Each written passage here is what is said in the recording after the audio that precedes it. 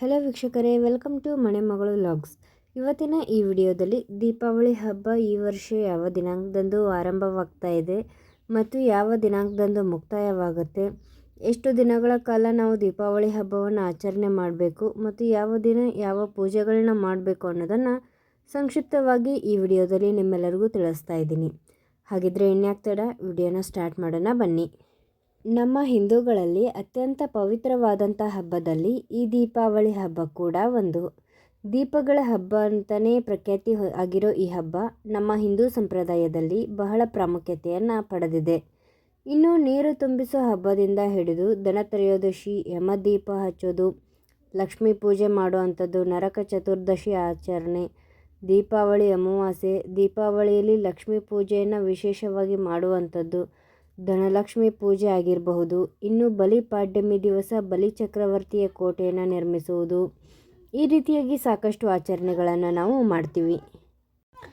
ದೀಪಾವಳಿ ಹಬ್ಬದ ಮೊದಲ ದಿವಸ ಧನತ್ರಯೋದಶಿ ಈ ವರ್ಷ 2025ರಲ್ಲಿ ಅಕ್ಟೋಬರ್ 18 ಶನಿವಾರದಂದು ಇದೆ.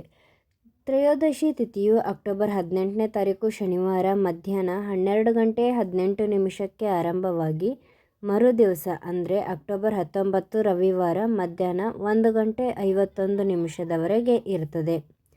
ಧನತ್ರಯೋದಶಿ ಆಚರಣೆಗೆ ಮುಖ್ಯವಾಗಿ ಸಂಜೆ ತ್ರಯೋದಶಿ ತಿಥಿ ಬೇಕಾಗಿರುವುದರಿಂದ ಅಕ್ಟೋಬರ್ 19 ರವಿವಾರ ಸೂರ್ಯೋದಯ ಕಾಲದಲ್ಲಿ ತ್ರಯೋದಶಿ ತಿಥಿ ಇದ್ದರೂ ಕೂಡ ಅವತ್ತು ಧನತ್ರಯೋದಶಿ ಆಚರಣೆ ಮಾಡದೆ ಅಕ್ಟೋಬರ್ 18ನೇ ಶನಿವಾರದಂದು ಈ ವರ್ಷದ ಧನತ್ರಯೋದಶಿ ತಿಥಿಯಾಗಿ ಆಚರಣೆ ಮಾಡಲಾಗುತ್ತೆ.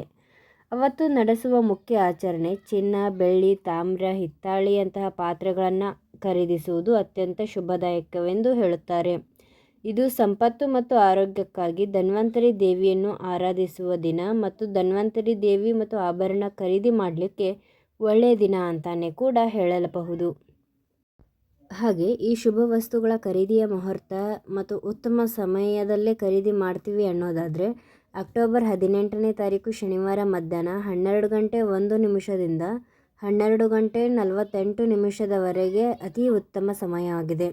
ಈ ಧನತ್ರಯೋದಶಿ ದಿವಸ ಬೇರೆ ಸಮಯದಲ್ಲಿ ಕೂಡ ನೀವು ಖರೀದಿ ಮಾಡಬಹುದು, ಸಂಜೆಯೂ ಸಹ ಖರೀದಿಯನ್ನು ಮಾಡಬಹುದಾಗಿದೆ.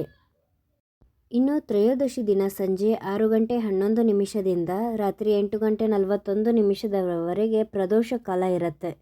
ಈ ಸಂದರ್ಭದಲ್ಲಿ ಕೂಡ ಧನತ್ರಯೋದಶಿಯಂದು ನಡೆಸುವ ಲಕ್ಷ್ಮಿ, ಕುಬೇರ, ಗಣೇಶ ದೇವರ ಪೂಜೆಯನ್ನು ನಡೆಸಬಹುದು.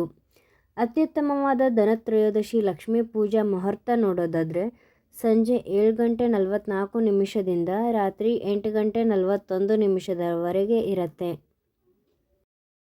ಇನ್ನು ಎಣ್ಣೆ ಸ್ನಾನ, ಅಭ್ಯಂಗ ಸ್ನಾನಕ್ಕೆ ಮುಂಚಿನ ದಿವಸ ಅಂದರೆ ತ್ರಯೋದಶಿಯಂದು ಅಕ್ಟೋಬರ್ 19 ರವಿವಾರದಂದು ಸಂಜೆ ಉತ್ತಮವಾದ ಗಂಗಾದಿ ತೀರ್ಥ ಮಿಶ್ರಿತವಾದ ಜಲಪೂರ್ಣೆಯನ್ನು ಒಂದು ದೊಡ್ಡ ಹಂಡೆಯಲ್ಲಿ ಮಾಡಿ ಅದನ್ನು ಹೂಗಳಿಂದ ಅಲಂಕಾರ ಮಾಡಿ ನೀರು ತುಂಬಿಸಿ ಗಂಗಾ ಪೂಜೆಯನ್ನು ಸಂಜೆ ಅಥವಾ ರಾತ್ರಿ ಮಾಡಬೇಕು. ಮರುದಿವಸ ನರಕ ಚತುರ್ದಶಿ ಅಕ್ಟೋಬರ್ 20ನೇ ತಾರೀಕು ಸೋಮವಾರ ಬೆಳಗ್ಗೆ 5:17 ತೈಲ ಅಥವಾ ಅಭ್ಯಂಗ ಸ್ನಾನಕ್ಕೆ ಶ್ರೇಷ್ಠವಾದ ಮುಹೂರ್ತ ಇದೆ. ಇದನ್ನ ನೀವು 7 ಗಂಟೆವರೆಗೂ ಅಭ್ಯಂಗ ಸ್ನಾನ ಮುಗಿಸ್ಬೇಕಾಗತ್ತೆ. ಇನ್ನೊಮ್ಮೆ ಹೇಳ್ತಾ ಇದ್ದೀನಿ, ಬೆಳಗ್ಗೆ 5:17 7 ಗಂಟೆವರೆಗೂ ಆದಷ್ಟು ನಿಮ್ಮ ಸ್ನಾನಾದಿಗಳನ್ನು ಅಭ್ಯಂಗ ಸ್ನಾನಗಳನ್ನ ಮುಗಿಸ್ಕೊಂಡ್ಬಿಡಿ. ಅಕ್ಟೋಬರ್ 20 ಸೋಮವಾರದಂದೇ ದೀಪಾವಳಿಯ ದೊಡ್ಡ ಹಬ್ಬದ ಆಚರಣೆಯನ್ನು ಕೂಡ ಅವತ್ತೇ ಮಾಡಲಾಗತ್ತೆ. ಅಮಾವಾಸ್ಯೆ ತಿಥಿಯು ಅಕ್ಟೋಬರ್ 20ನೇ ತಾರೀಕು ಮಧ್ಯಾಹ್ನ 3:44 ಆರಂಭವಾಗಿ ಅಕ್ಟೋಬರ್ 21ನೇ ತಾರೀಕು ಮಂಗಳವಾರ ಸಂಜೆ 5:54 ಇರುತ್ತೆ. ದೀಪಾವಳಿ ಅಮಾವಾಸ್ಯೆಯ ಮುಖ್ಯ ಅಂಗವಾದ ಲಕ್ಷ್ಮೀ ಪೂಜೆಯನ್ನು ಅಕ್ಟೋಬರ್ 20ನೇ ತಾರೀಕರಂದು ಸಂಜೆ 6:10 8:06 ನಡೆಸಲಾಗುತ್ತೆ. ಸಂಜೆ 7:31 ರಾತ್ರಿ 9:33 ಕೂಡ ಋಷಭ ಕಾಲ ಶುಭ ಮುಹೂರ್ತದಲ್ಲಿಯೂ ಕೂಡ ದೀಪಾವಳಿಯ ಮುಖ್ಯವಾದ ಲಕ್ಷ್ಮೀ ಪೂಜೆಯನ್ನು ನಡೆಸಬಹುದಾಗಿದೆ. ಇಂದು ಲಕ್ಷ್ಮೀ ಪೂಜೆ ನಡೆಸಲಾಗದವರು ಅಕ್ಟೋಬರ್ 21ರಂದು ಮಂಗಳವಾರ ಕೂಡ ಅಮಾವಾಸ್ಯೆ ತಿಥಿ ಇರೋದ್ರಿಂದ ಮಂಗಳವಾರ ಅಂದರೆ ಅಕ್ಟೋಬರ್ 21ರಂದು ಮಧ್ಯಾಹ್ನ 4 ಗಂಟೆಯವರೆಗೆ ಲಕ್ಷ್ಮೀ ಪೂಜೆಯನ್ನು ನಡೆಸಬಹುದಾಗಿದೆ. ಇನ್ನು ಅಕ್ಟೋಬರ್ 22 ಬುಧವಾರದಂದು ಬಲಿಪಾಡ್ಯಮಿ ಆಚರಣೆ ಮಾಡಬೇಕು. ಗೋಪೂಜೆ, ಗೋವರ್ಧನ ಪೂಜೆಯನ್ನು ಕೂಡ, ಹಾಗೆ ಕಾರ್ತಿಕ ಮಾಸದ ಆರಂಭದಲ್ಲಿ ನಡೆಸಬೇಕಾದ ತುಳಸಿ ಪೂಜೆಯ ಆರಂಭದ ದಿವಸವೂ ಕೂಡ ಇದೇ ಆಗಿದೆ. ಇನ್ನು ದೀಪಾವಳಿಯ 5ನೇ ದಿನ ಯಮದ್ವಿತೀಯ, ಭ್ರಾತೃದ್ವಿತೀಯ ಎಂಬ ಆಚರಣೆಯನ್ನು ಕೂಡ ಮಾಡ್ತೀವಿ.